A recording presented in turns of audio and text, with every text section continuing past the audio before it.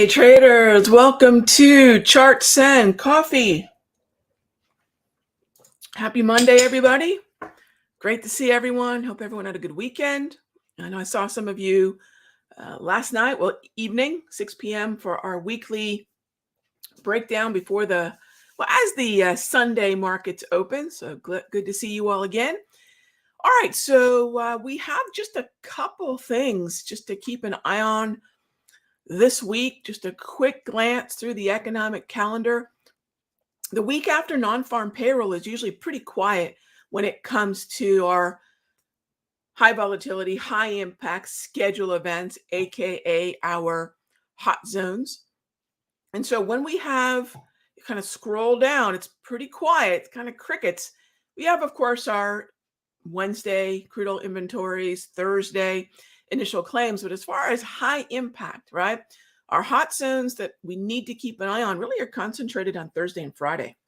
ECB, that's going to affect US dollar, and even a little bit of the contrast between the US central bank policy and the European central bank policy.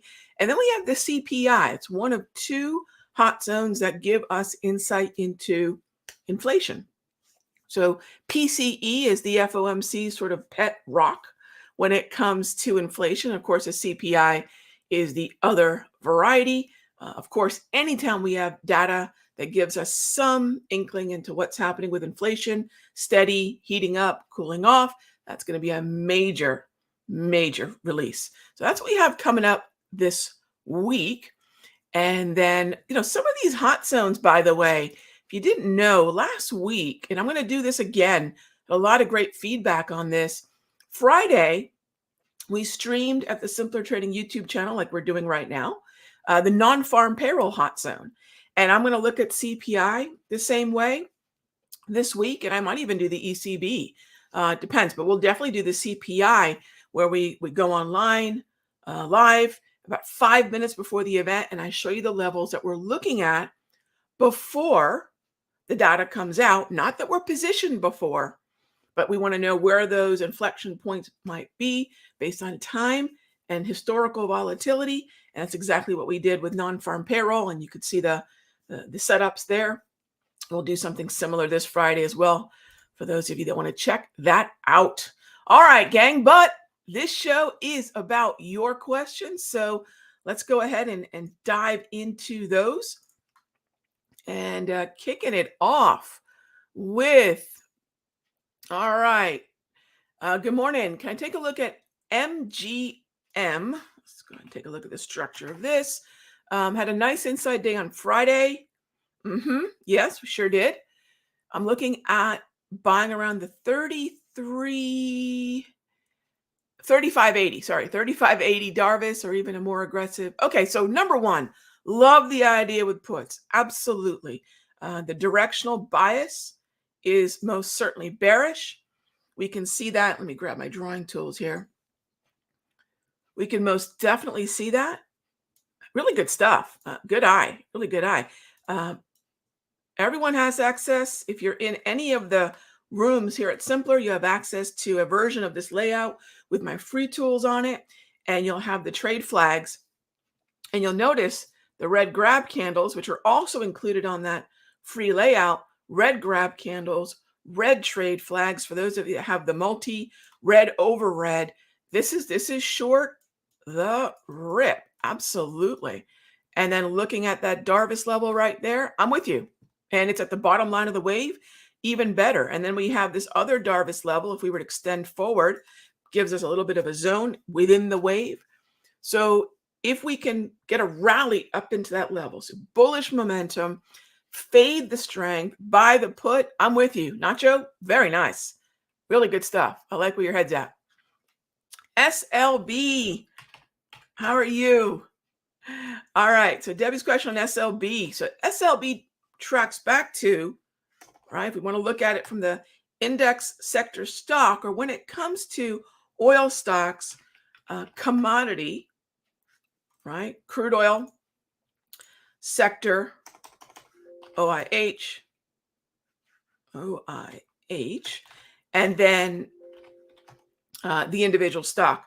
Now, Schlumberger and Halliburton are most heavily weighted within OIH. So the more I can find double green, and this is a great time to show you all how we do relative outperformance with just some charts. Nothing cute, nothing frankly fancy. Uh, all you need are the free tools that I make available to you all. Trade flags, grab candles, and you are right as rain.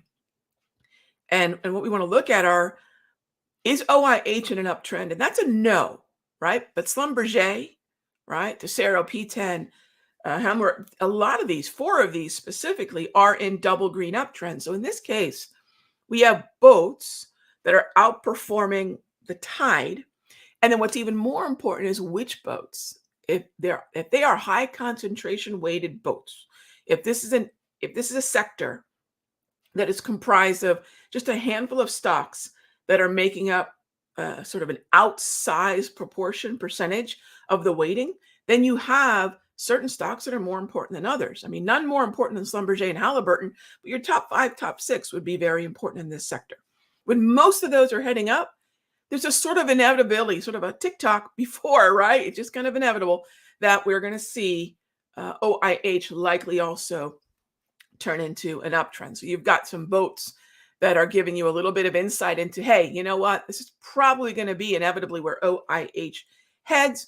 But Schlumberger and Halliburton, Deborah, they're definitely going to be more affordable routes into OIH, like them both.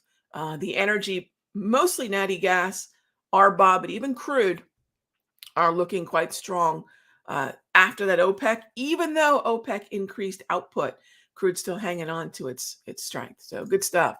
Evelina asks, how many percentage of my trading account that I'll put on in new swings in the same sector to prevent? So Evelina, if you check out, so basically 3 to 5%, I'll probably favor 3. And very cool question.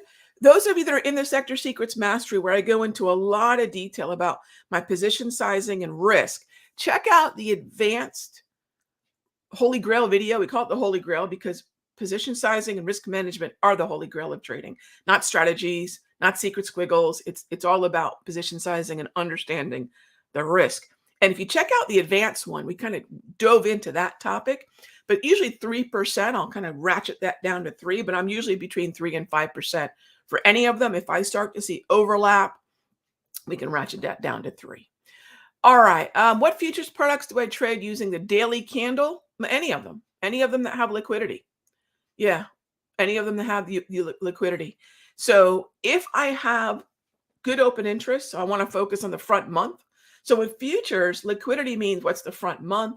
That's where you'll have most of your open interest and usually most of your volume as well. Now, volume and open interest will start to shift. The reason I say most is as we get close to the roll date of one contract getting close to first notice date and the next front month starting to increase in open interest and then eventually volume, you got to keep an eye on that within about that 2-week window to first notice day. I don't trade inverse ETFs, Evelina, so I don't even know that there is one, but I don't trade them, so not really sure. All right, Delta, will I stop out of a trade if it is no longer valid technically, closes above the wave in a downtrend? No, not necessarily, but has not hit your predefined stop of debit paid? Yes, I will not. So what's the yes to? Yes, if it closes above, I'll take note of it, but no, it does not automatically stop me out. Remember, when it comes to grab candles, when it really gets my attention, Delta, I need to see 2. So if it's a downtrend, I need to see 2 green grab candles, or if it's an uptrend, I need to see 2 red. So uptrend, 2 red, downtrend, 2 green, and then it gets my attention. But it does not necessarily stop me out. So thanks for the question. All right, next up, I see volume. You know what? Since we're talking about volume, let's do this for a moment. So I'm going to show some of this. So I'm in the options room for the open, just stepping in this morning. And let me show you. Oh, let me log into, well, you know what? I can log in later. Okay. So by the way, one of the things that I like to do before the trading day starts, is I'll log into TradeStation to feed the data on TradingView. Otherwise, you will have real-time data in the stocks and in the uh, forex and even crypto ETFs, but you won't have real time in futures. So if you're going to use TradingView for futures, please, please, please make sure, and I'm just making a mess right now. There we go. Please make sure that you are using some sort of real-time data for futures if you're switching over to TradingView. So I like to use both. So let's take a look at HUSA. And I see volume. Yep, I agree. So let's zoom in just a little bit here. So volume ledges, what does that even mean? Volume is important. There's some lingo around volume. And this is and let me squeeze the price in here because it'd be nice to see that, right? All right. So first of all, volume is very important in stocks that are sub 10, sub $20. I typically do not trade stocks that look like this. So I'm going to be straight up with you, my friend. I do not touch stocks that typically look like this. However, you can see there is a lot of commitment in this area. So volume is not tricky, gang. Volume is just it's a who, right? It's a how many, right? How many folks? So if you're looking at sort of size, right? One of the easiest ways to demystify all the, woo around algos, and I like to call that Skynet, right? You Terminator fans out there, algos and dark pools and institutions and hedge funds, all these things that we wonder, where are they? They don't come in with a little bit of size, they come in with monster size. And one of the easiest ways to decode them is to just look where the size is on a chart. And I like to use what I call just volume ledges because they look like the cliff of a mountain, and I just sort of imagine these all being ledges, literally being footholds and handholds that the price will climb up or climb down. And then you'll see there's a line cutting across this, and all of this is really, really basic, volume profile 101, gang. And what this is the point of control.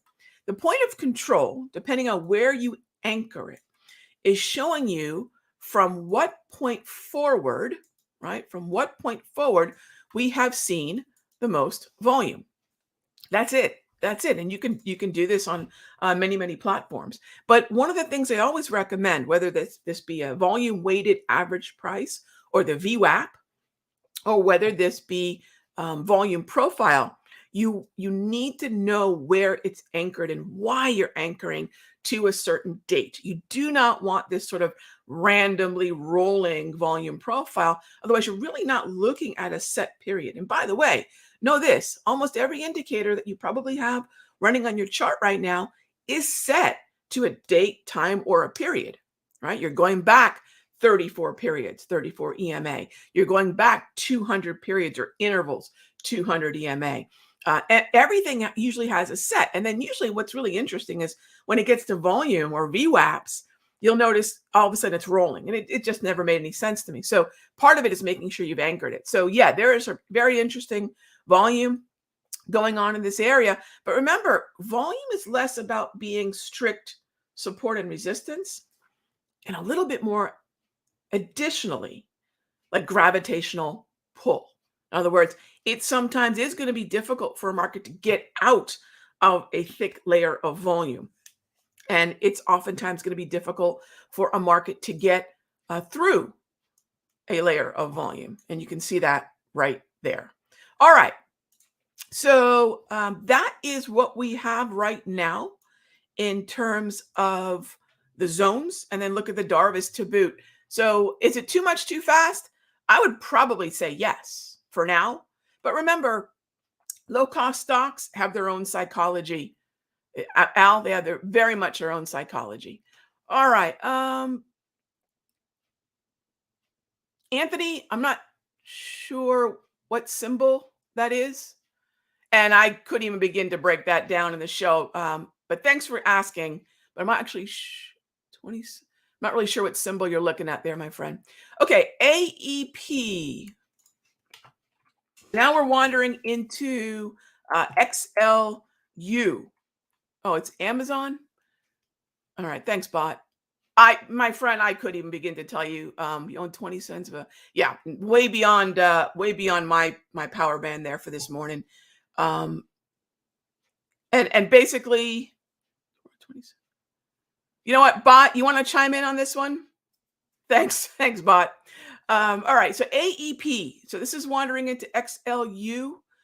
Do I like XLU right now? I remember you're coming into a split. So let me just touch on Anthony. I don't touch. Let me just answer it this way. And I've mentioned it in the room. So I don't know that I've mentioned it here in Charts and Coffee. Look, I know everybody wants to talk about pre-split Amazon. You're not going to hear me ever talk about something pre-split. Anything pre-split is a psychological game because retail traders tend to like to think that buying something pre-split gives them some sort of edge, which is just a simple misunderstanding of the math around buying a split stock, a stock that's going to split. The other part of it is savvy traders, right, are also thinking that we know what retail traders are going to do. They're going to want to buy this thing and let's take advantage of oftentimes the bullishness. So I think the most important thing to say is I don't really look at that at all unless there is a setup. And the only setup that I have in Amazon is a bearish one. So split is not a setup. There's a psychological tendency, but there's no setup for me. So I'm probably the wrong one to ask. 'Cause I think for some folks, they think splits are setups. I don't believe they're setups. There's definitely volatility though. So I would look for Amazon to resume the move lower. And by the way, historically, that is what happens. There's a rally in front of the split, and Amazon benefited from the rally in the broader markets. XL, Y went higher, NASDAQ went higher, the broader market tide went higher, and it took a dumpster fire, quite frankly, like Amazon with it. Okay, so now what? Split's coming. And all of your platforms are going to look a little wonky today, gang. Sometimes they add the shares in, but they haven't adjusted the prices. It's going to be very strange on your platforms this morning. So then after the split, there's a little bit of a let off, right? After the split, there's usually about a 10% pullback because that retail investor running in, that's done. Some folks might buy after the split. If I'm going to buy anything after the split, it's after about a 10% move lower, because typically stocks will move lower after the split. That's my tendency. Tendencies are not trades, but I'll look to see if the price action behaves that way. So I hope that helped a little bit. All right, AEP, not yet, my friend. So the best way to scan AEP is just crack open the XLU and start looking at, all right, what's XLU doing? Are there any uptrends in the XLU? And is AEP one of the better double greens? I can't say I love a lot. ED looks interesting. Anything that does not have red grab candles and is north of the 200, NEE perhaps might start looking interesting. XLU itself, Southern looks interesting. AEP, I would say is okay. WEC, ED, EXC potentially, but nothing is really blatantly heading higher. So when you are looking at something like AEP,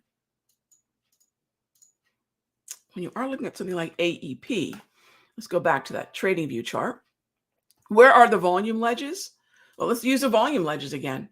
Look at all this consolidation there. Get a nice volume ledge in here. And that would probably help, if we can get back down into that range, that would probably help doing what? I'm going to buy where there is size. Other folks have sort of dug their heels in there. So if I'm going to look for a choppy but bullish market entry, that would be the zone. So thanks for the question. All right, next up is Merck. So Keith, Merck, Lilly, AbbVie, these are tricky because XLV, their tide is choppy to bearish. It's red grab candles mostly. It's only one green grab candle during that crazy rally of late May. Now we're seeing it come back in. Pre-market's going to open up a little bit higher. 130.67 is where we're sitting. Still below the 200 propulsion, the 200 EMA. However, yes, we have a few names that are relative outperformers, bullish relative outperformers in healthcare. Be careful though. AbbVie isn't great, but when you take a look at XLY and LLY and MRK, all right, MRK, this is where just be cautious, because this is one of those situations where I would recommend less budget, because you've got a tide that's heading lower or choppy bearish, and you've got individual bullish relative outperformers that are going to be having to really work harder to fight that outgoing tide. But it is bullish, and buying the dip here would absolutely be valid. But to your point, consider it more aggro to moderate. Absolutely, Keith. Love it. Yes, absolutely. Absolutely.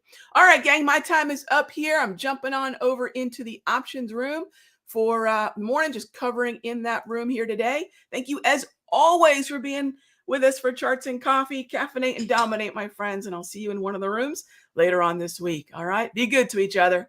I'll talk with you soon.